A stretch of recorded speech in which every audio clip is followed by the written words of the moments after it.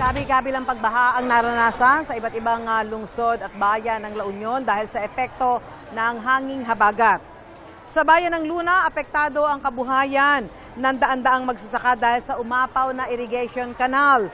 At may unang balita live si Jasmine Gabriel Galvan ng GMA Regional TV. Jasmine?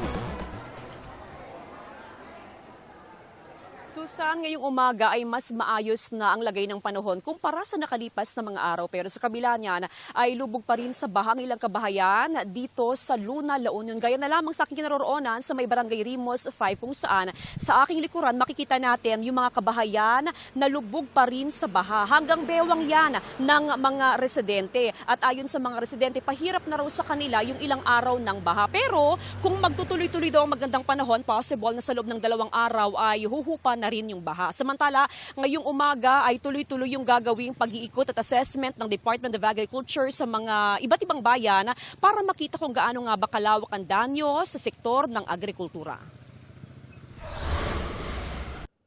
Umapaw ang irrigation canal sa bahagi ng Luna, La Union na lubog sa baha ang mga tanim palay. Dahil sa tuloy-tuloy na ulan, apektado na ang kabuhayan ng daan-daang magsasaka sa probinsya.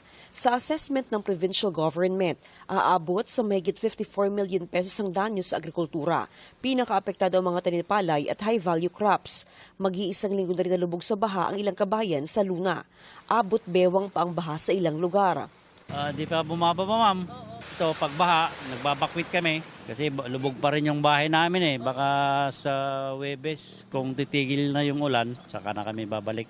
Binabahari ng ilang kalsada. Gagamit daw ng water pump ang LGU para limasin ang baha.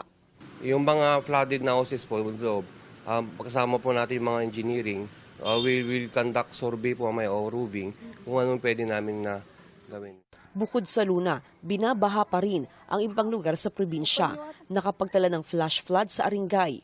May baha rin sa Bawang at San Fernando City. Itong patuloy po na pag-ulan na nararanasan po natin due to habagat, may mga possible incidents pa po ng flooding na maitatala po. Nanatili sa normal level ang mga river system sa probinsya pero pinaghahandaan ng otoridad ang pagtaas ng antas ng tubig sa mga ilog dahil sa patuloy na pag-ulan sa kabundukan.